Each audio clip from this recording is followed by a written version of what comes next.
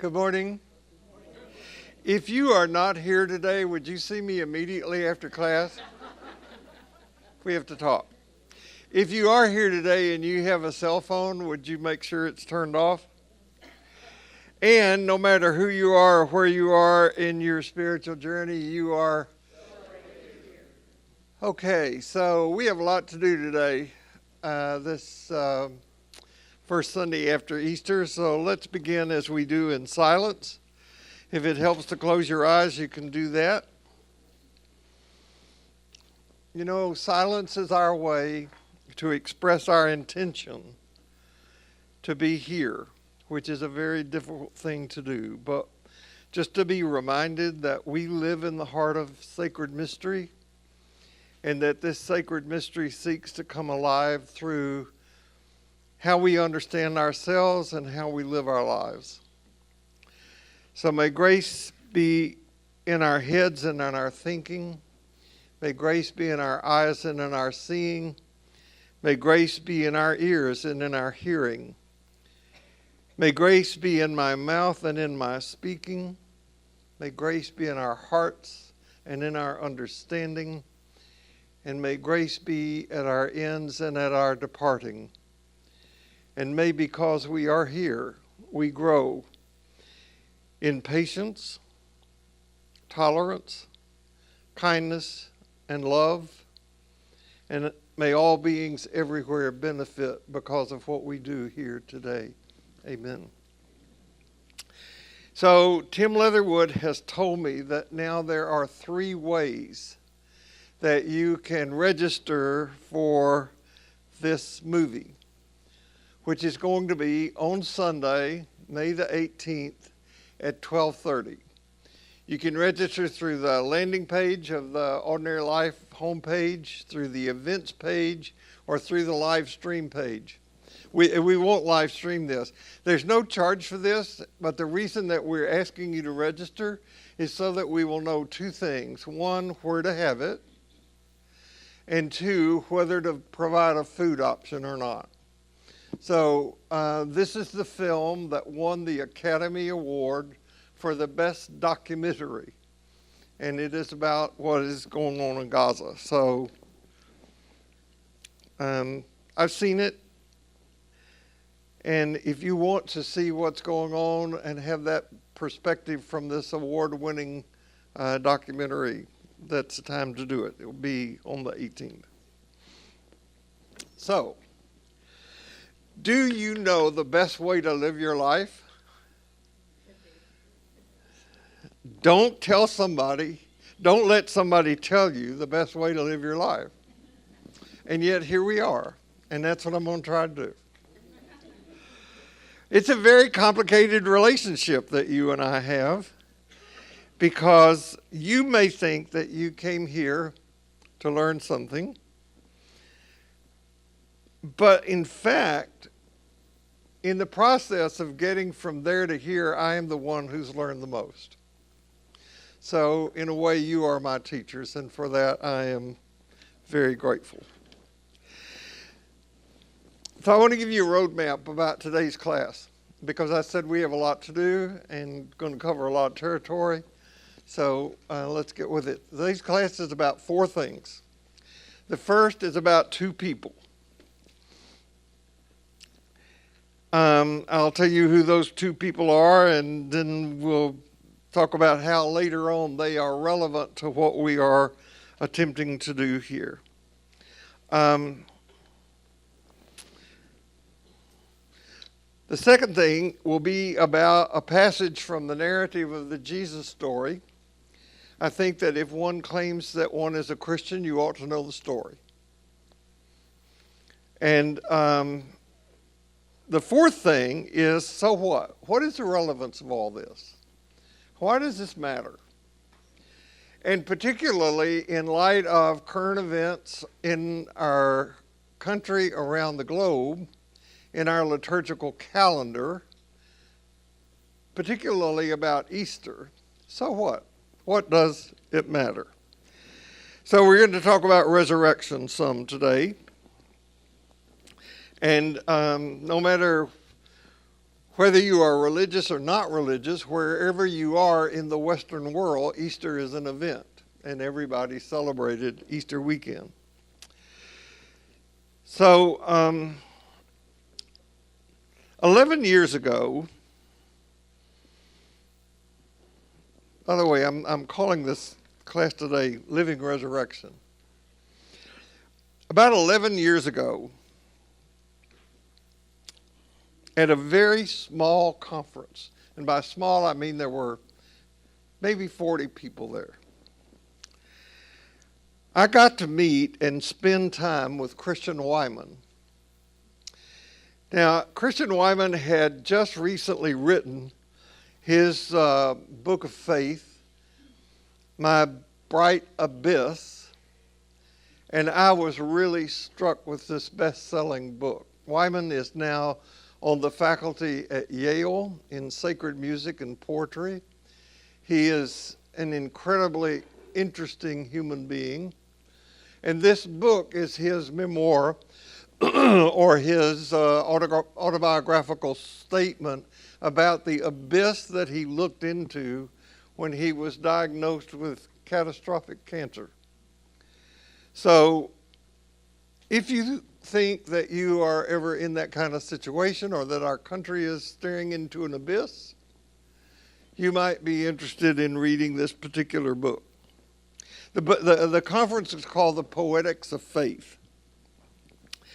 And I was virtually first in line to register and did not know until we got there that Eugene Peterson, who is the man who translated the scripture that I most frequently read from when I read from scripture in here, that he was also going to be there, and that Peterson and Wyman would be in dialogue with each other, and then we would have a lot of time to be one-on-one with these people. It was just a great conference. I had just had my first encounter with Ilia Delio when we went to this conference. So I was high as a kite to have this kind of personal contact with somebody, and I was hoping that I might be able to network with somebody that I could network with Ilia Delio and get her here, but that didn't happen at that particular conference. Poetry, like other forms of art, is able to capture and to some degree communicate non-dual mind. Now, most of us spend most of our time in a dualistic world using dualistic thinking. It is essential for navigating the world and for survival, but it is deadly to faith. And that's why I think this conference is called The Poetics of Faith. So during one of the talks, Wyman referred to the fact that, in his opinion, the best book of theology that describes, teaches, and communicates non-dualism is a book by a former Roman Catholic nun from Scotland. The book is long out of print. The last time I checked this week, it was $75. And its title is Toward an Alternative Theology, Confessions of a Non-Dual Christian. Now, I had never heard of Sarah Grant.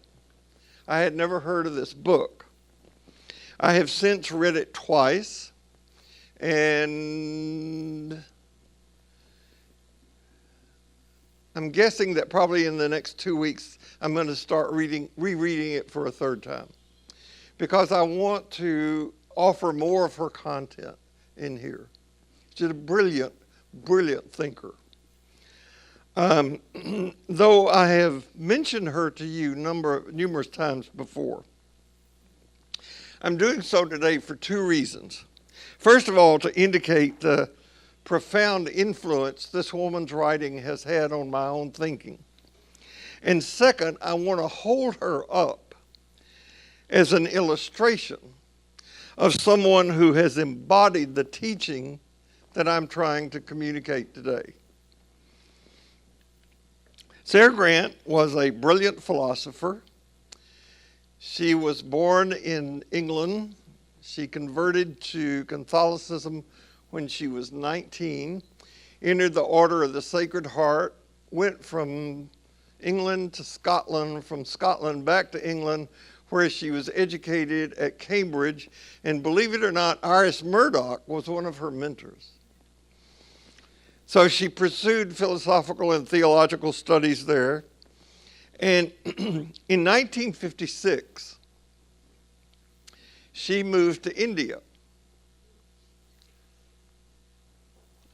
1956, Roman Catholic nun, England, Scotland, to India, because her studies had led her to believe that the origin and basis of non-dual spirituality was going to be found in the world's oldest religion, and that's Hinduism.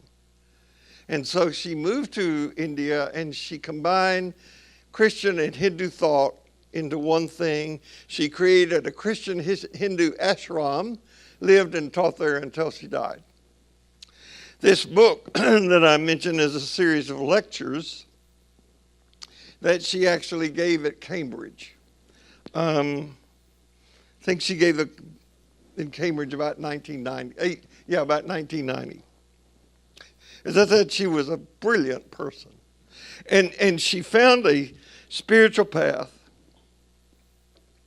And she followed that spiritual path with depth and dedication, no matter where it took her. That's a lesson.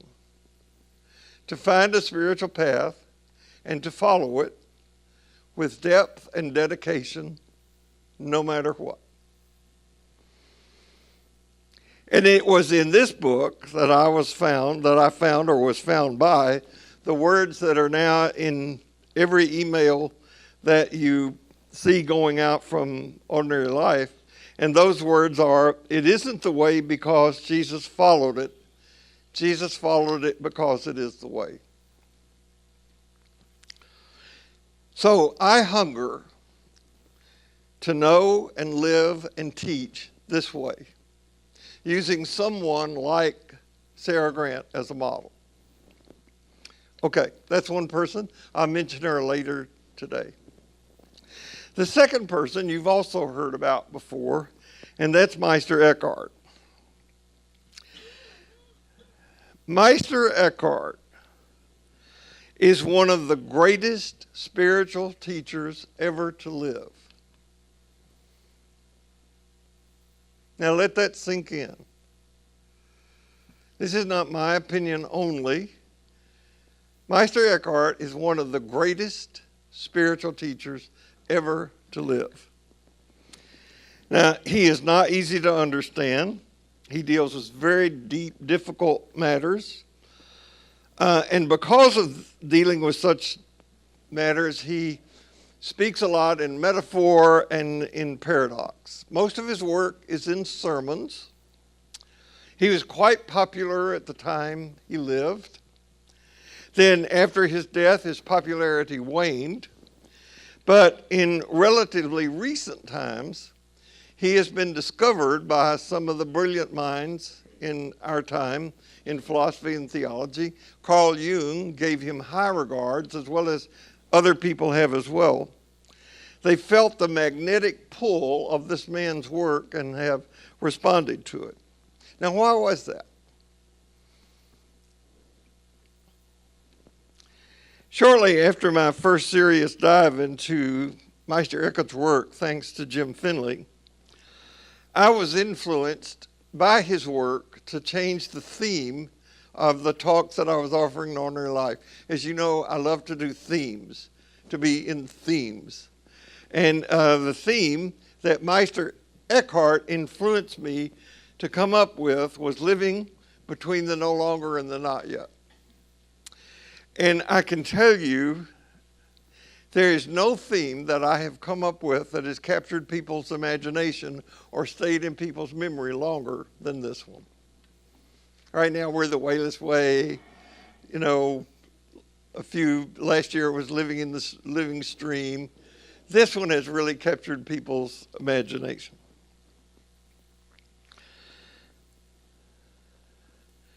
If I were doing it over, I would change that.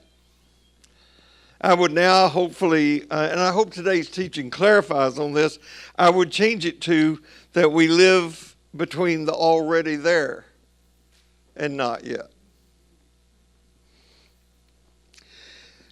So living in this territory that we live in not only produces doubt and confusion, but also profound dissatisfaction.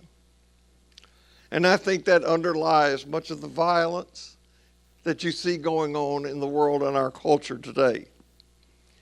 And it doesn't take a visionary to see that apocalypse is in the air. Society and culture as we know it is drawing to a close. Have a nice day. And the church has failed miserably to speak to this or to help people prepare for it. The church in its teaching, in its worship, in its role as a spiritual companion has not and is not now, in my opinion, speaking to today's society and today's culture. Marcus Borg, whom you've also heard me mention a lot, spoke here numerous times, was a member of the Jesus Seminar, and I got to know Marcus on a more personal basis. And I one time asked him, who should I be reading? If I want to keep up in what's going on in theology, and I've read a couple of books, but who would you recommend that I read? And he said, I recommend that you read Dorothy Soleil. Now, most of you have never heard of her either. She was a German theologian, again, very brilliant thinker. And Holly Hudley and I have been devouring Dorothy Soleil's work for the last, I'd say, couple of years. She's not easy to read either. But this is a quote that we got from Dorothy Soleil this week. I often think that the church is like Judas, who handed Christ over to the established religious authorities. Sometimes I think the church is like the other disciples, who, discouraged and defeated, left Jesus alone and fled. And then there are times when I think the church is like Peter, who denied that he had ever known anything about peace and justice. Very seldom do I see the church, like Peter, shedding bitter tears. Now, there is a population on the globe, in our country, that wants radical change no matter what the cost. And that's one way to explain what you see going on. Much of it, because there is an inner poverty in the hearts of many people, is finding expression in very non-productive ways, very violent ways. This week, someone sent me the message that they had received from the Secretary of the United States Department of Veteran Affairs. This person works for the VA. Now I'm going to show you a slide of the email that they got. You will not be able to read it unless you go back on Tuesday and look at the slides close up. But I just want you to know that I'm not making this up.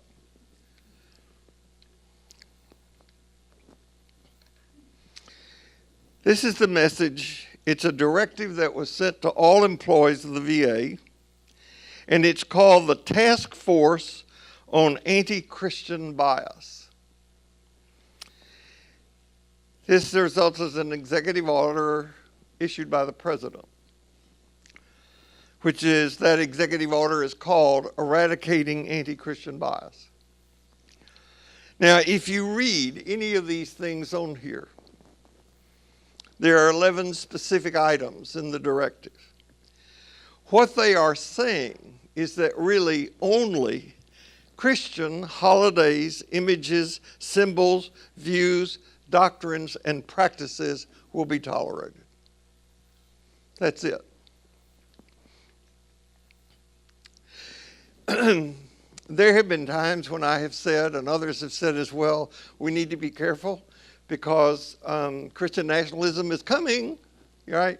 You're on your guard. It's not coming. It's here. That is what this is. And it is now enshrined in an official document sent out. The person who sent me this is Jewish, by the way. And it's a she, is terrified and intimidated about what to do. Now, this kind of thing does not promote healing. It does not promote unity. It is a further motivation for fear and division. So back to Eckhart was accused of heresy because in his preaching, he pointed out stuff like this that was relevant to his culture, not to ours. He didn't know about this. And so the authorities put him on a heresy trial. He was put on a heresy trial because of his popularity with lay people, not the church. By the way, it is from Meister Eckhart that I stole the phrase, the wayless way. He's the author of that. So I wanted to hold these two people up. I'll mention them again before we're done today as examples of people who live resurrected lives. Now, I have chosen to use the narrative of Jesus as a guide for these teachings, and the one we're going through, passage by passage, this is what we're up to for today. And in one of the villages, a leper came and knelt before him and said, "If you wish, you can cleanse me." And Jesus, moved with compassion, stretched out his hand and touched him and said, "I do wish it, be cleansed." And immediately the leprosy left him, and he was cleansed. And Jesus said to him, "Go, show yourself to the priest, and offer for cleansing what Moses commanded." That's an indication that Jesus is not anti his own religion. Okay. And the man went out and began to talk about it excitedly, and the news spread until Jesus could no longer go into a village, but had to stay out in the countryside, and people came to him from every direction. Now, one of the first established things about the historic Jesus is that he was a healer. The entire time, the Sunday before Easter in here, we spent on that topic. So I'm not going to replicate that today. We all, every one of us, that's why you're here. It's why I do this, have a desire for the healing of what we think ails us. The anger from people on the right comes in part from feeling that they've been denied the solace that they want and need. And the fear from people on the left comes in part from feeling that things that provide comfort and healing are being denied and taken away. So both sides got complaints. Now, the healings that Jesus did are not miraculous in the sense that they violated the laws of physics. They are miraculous because he violated the strict cultural rules and laws of the time. That he would even give time of day to someone labeled a leper was unthinkable. But the miracle in this passage, that one, he had compassion on him, and two, that he touched him.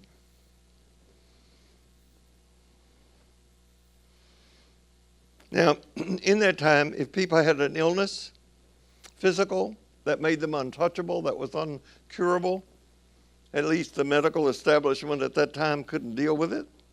Or if they had a mental condition, they were bipolar or schizophrenic or something, those conditions are not new.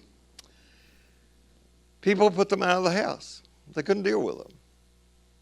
And so when somebody heard that there was a healer around, oh, man, that got response. People wanted to go to have the healing that any healer could provide. So Jesus didn't do these healings because he was a nice guy. He wanted to get his message out. And what better way to get it out to a large number of people than to do some healings that would attract crowds? So the goal was to preach the message of the kingdom of God, which we'll talk about next Sunday, but you had got an audience to do that. So he would do healings to get that done. So with each healing, Jesus' reputation grew. And expectations and speculations and legends and rumors spread, just as they do today. So as we go forward through the narrative that we're following, we're going to encounter several more stories of Jesus healing people. He heals people of sight.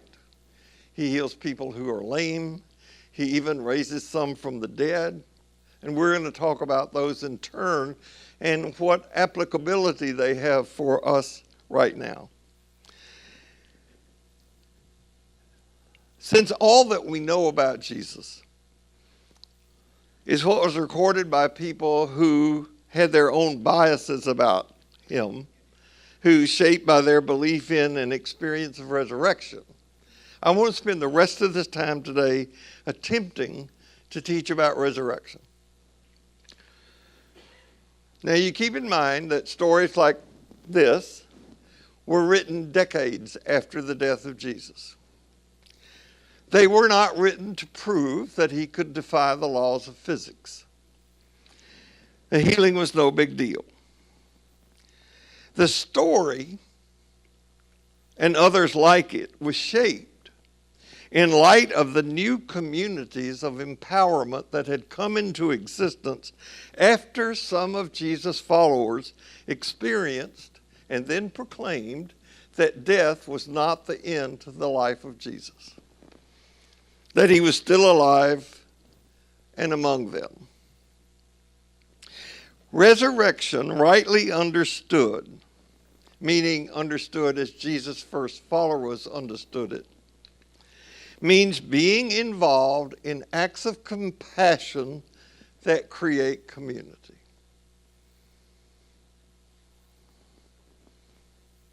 Let that sink in too. I have said numerous times in various places in this church that if there's one thing I would like to be remembered about my teaching here, it is that God is not up there. God is not out there. It's a not useful conception of God. Admit that God is out there. You have a God that you can be angry at because God didn't come when you needed help.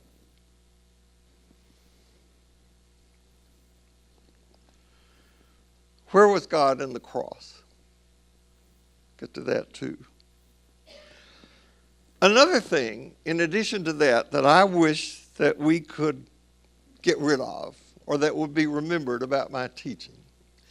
I wish we could get rid of the article "the" in front of the word resurrection. And stop talking about the resurrection and just talk about resurrection. Why did Jesus die? Well,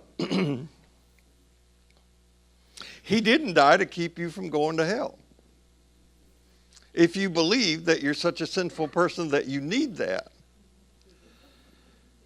But that's what many of us were led to believe as children, and it is what the church still teaches, even in very benign forms.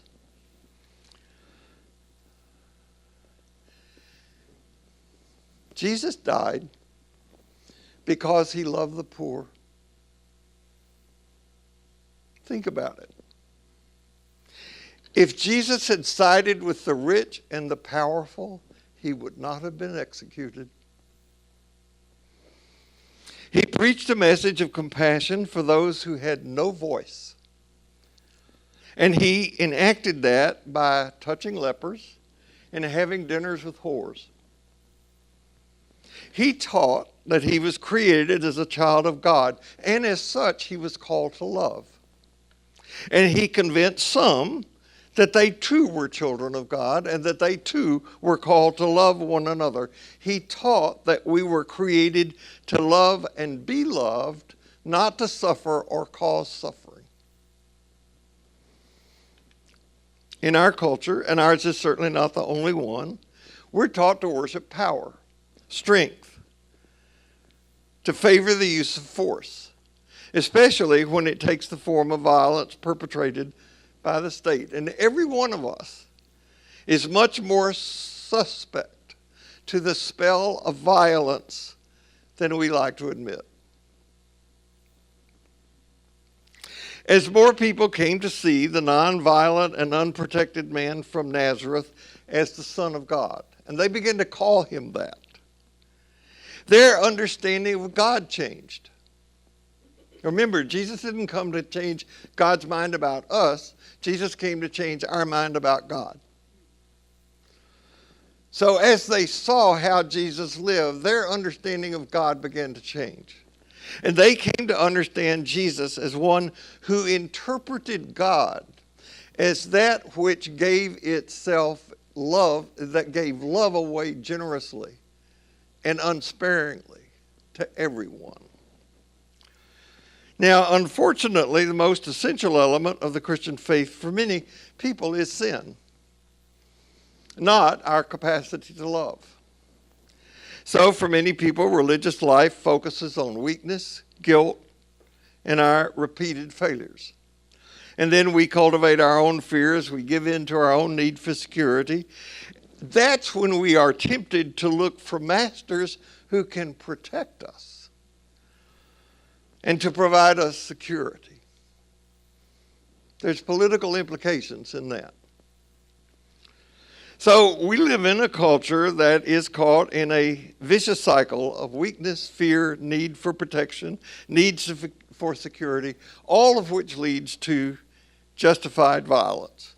Now, I think the way out of this is resurrection, or rather, as I hope to show, participation and practice in resurrection. There is likely no article of belief in the Christian tradition that people have more problems with than that of resurrection. So as I talk about resurrection, I want to offer you some advice I got from one of my analytic trainers.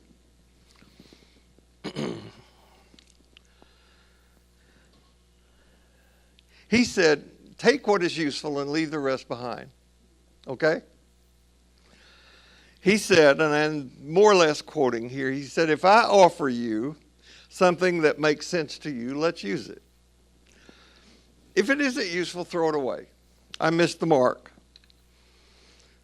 However, if I offer something to you to which you have a very intense negative reaction, very likely I've hit it right on the nose. So don't run away from it. Now, if you feel, like I do, supported, guided, befriended by Jesus and the teachings of Jesus, what change, if what is referred to as the resurrection, what change would it make if the resurrection didn't take place? Or what change would it make if it did? For you. Now, frankly, I have no interest in discussing resurrection on the level of the resurrection. Because to ask, do you believe in the resurrection, is not a question intended to do anything other but divide and strive for superiority. I'm a true believer, and you're not. I'm in, and you're not. If you don't believe this, then I can't trust anything else you say. It's a test question. Now remember, Jesus was a Jew, and his audience were Jewish people. And their tradition was grounded in the fact that once they had been slaves in Egypt and they had been liberated from that house of death, resurrection finds its roots in this story. Then later, there was a rebellion by the Jews against other oppressors, and the Jews experienced a horrific slaughter. And it was so unjust that the remaining Jews said, surely there will be a redress of this. These people did not die in vain. Indeed, they are alive. They live with us. And that became, they are resurrected from the dead. Not a Christian idea, didn't start there. It started in that kind of Jewish mindset. So that transformed that reality into a future hope. See if I can make this more relevant. Almost 35 years ago to this very day, Archbishop Oscar Romero was assassinated. He was Archbishop. He was celebrating Mass in a chapel of Divine Providence in El Salvador. El Salvador, as you know, had and has incredible political authoritarian problems, people disappearing. And Oscar Romero sided with them. And the authorities took him out. Shot him to death while he was celebrating Mass in this chapel. 250,000 people attended Oscar Romero's funeral as a protest against the government. And he became an icon of El Salvador's revolution. Today, thousands of people still gather to celebrate the life and death of Oscar Romero. And when they do, they say again and again, Oscar Romero lives. He is with us. Now, is that a fairy tale? Or is it for people who lived in and remembered those horrendous circumstances the truth of their life? The church has made resurrection something about life after death. For me, the meaning of resurrection is that Jesus believed in life before death. And the longer I have lived with the idea of resurrection rather than the resurrection, the more I have experienced resurrection in my own life, the more I have come to see that discussions and debates about a literal resurrection are a distraction and diversion from something else.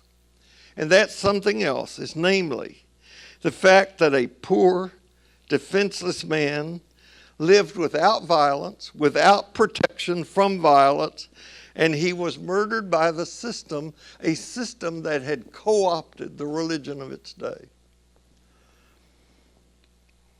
Now, I think the correct question is Jesus dead or is he still alive? Does Jesus change people's lifestyles? Can I still say Jesus lives and Jesus lives in me and I live in Jesus? I think I can. And that's resurrection. Resurrection is about transforming power that reconciles us strange lives. Not reconciles us to God, but reconciles us to each other, which is in a way reconciliation with God, right? I've experienced resurrection in my own life. I know resurrection. I know what it means to be free from bondage. I know, not as completely thoroughly and frequently as I hope to, what is meant by the phrase, we transmit what we don't transform. So making resurrection solely about something that gets you off the hook is very exclusive. It's very selfish. And to do that misses the meaning, because the meaning of resurrection is inclusive, and inclusive means all of us. All of us. If we venerate or literalize Jesus' resurrection, we're making an idol of it. And I'm pretty sure there's some strong rules against worshiping idols. Now, if you know anything at all about Jesus, you know in your heart that if he showed up today, he would be marching for justice. He would be feeding the hungry. He would be standing with the marginalized. And you know where he wouldn't be. He wouldn't be propping up white nationalism from a pulpit or selling fear in the name of faith. The main message of resurrection is that faith was never meant to serve empire. Faith without justice for all, and again, I mean everybody, is not merely religion wearing a disguise. It is heresy. It is the religion that allows racism to run its course because it glorifies dependency and exclusion for the privileged. And what is most maddening to me about this is that it believes itself to be non-political, when in fact it conforms and even confirms political power. It says quite loudly and clearly from its pulpits, Jesus loves you and you and you, but not you or you or you. That is not resurrection. That is not Jesus. The only possible proof of resurrection is changed lives, working to create changed society. Oscar Romero is an example of that. Sarah Grant is an example of that. Meister Eckhart is an example of that. I want to be one too. That's one of the things that the Wayless Way is all about.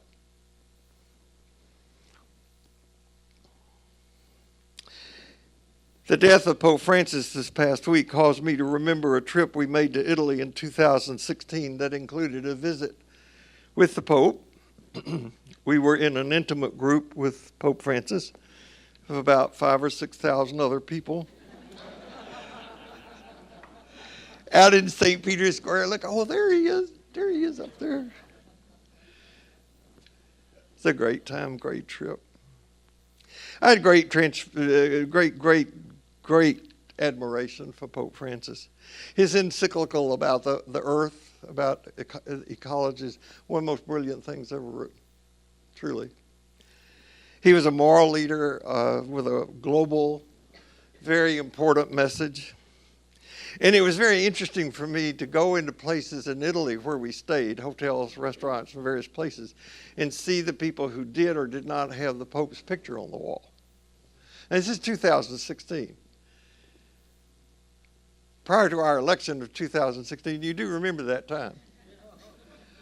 So Italy was just as split as we were. So some people had Pope John Paul and some people had Pope Francis. It was really interesting. You could tell what not to talk about when you went in those places. I'm going to spend most of the rest of the time today quoting and talking about Pope Francis. What he did, because what he did and what he had to say is very important. The day before he died, he went out on that same balcony where he and I met. And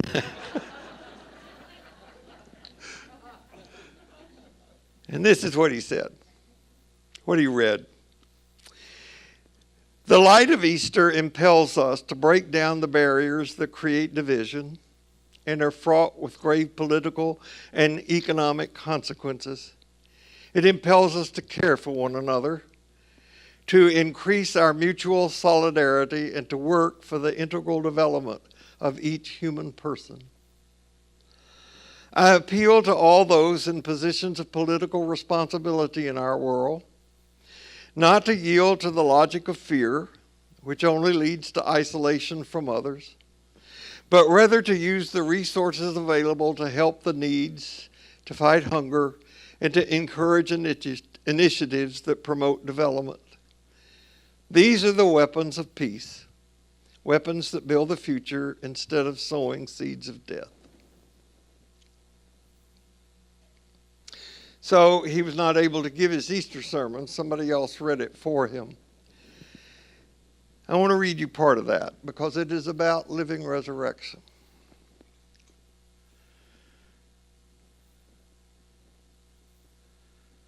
Mary Magdalene, seeing that the stone of the tomb had been rolled away, ran to tell Peter and John.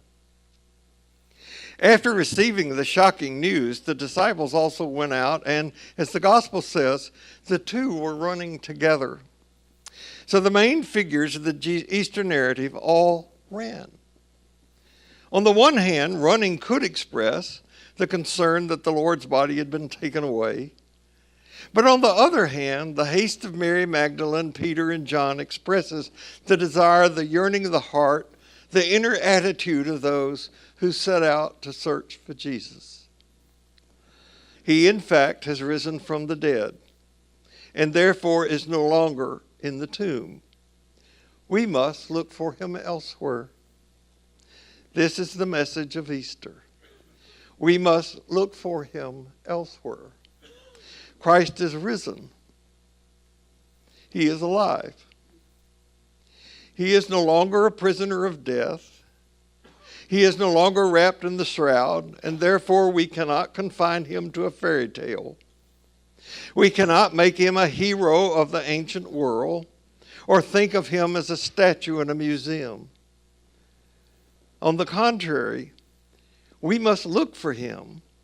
And this is why we cannot remain stationary. We must take action, set out to look for him in life, look for him in the faces of our brothers and sisters, look for him in everyday business, look for him everywhere except the tomb. Because we must look for him without ceasing. Because if he is risen from the dead, then he's present everywhere. He dwells among us. He hides himself and reveals himself even today in the sisters and brothers we meet along the way in the most ordinary and unpredictable situations of our lives. He is alive and is with us always, shedding the tears of those who suffer and adding to the beauty of life through the small acts of love carried out by each of us. For this reason, our Easter faith, which opens us to the encounter with the risen Lord and prepares us to welcome him into our lives, is anything but a complacent setting into some sort of religious reassurance. On the contrary, Easter spurs us to action, to run like Mary Magdalene and the disciples. It invites us to have eyes that can see beyond, to perceive Jesus, the one who lives, as the God who reveals himself and makes himself present even today, who speaks to us, goes before us, surprises us. Like Mary Magdalene, every day we can experience losing the Lord, but every day we can also run to look for him again, with the certainty that he will allow himself to be found and will fill us with the light of his resurrection. Folks, that's good preaching.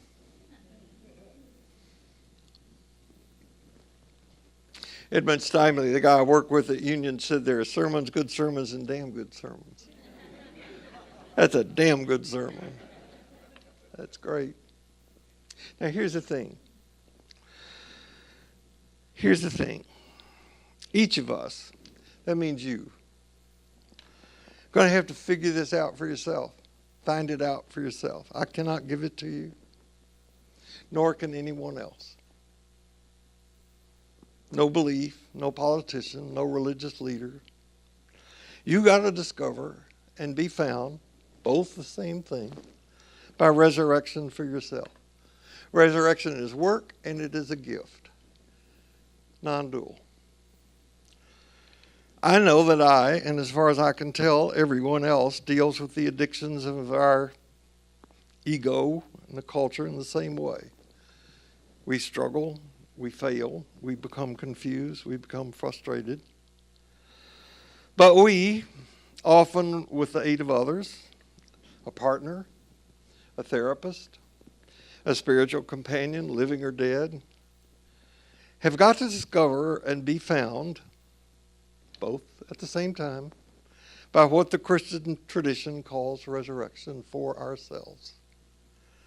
This is how we learn and experience what is true and what is right. We can share information with others. Others can tell us what may predictably happen if we pursue a certain course. But it won't mean a thing until we integrate that truth of what is, and it becomes our truth, our discovery, our knowledge. And sorry to say, there is no easy way. He said as much. Straight is the way, narrow is the gate, not a lot are going to go. I have a t-shirt that says, because there is a highway to hell and a stairway to heaven, says something about estimated traffic.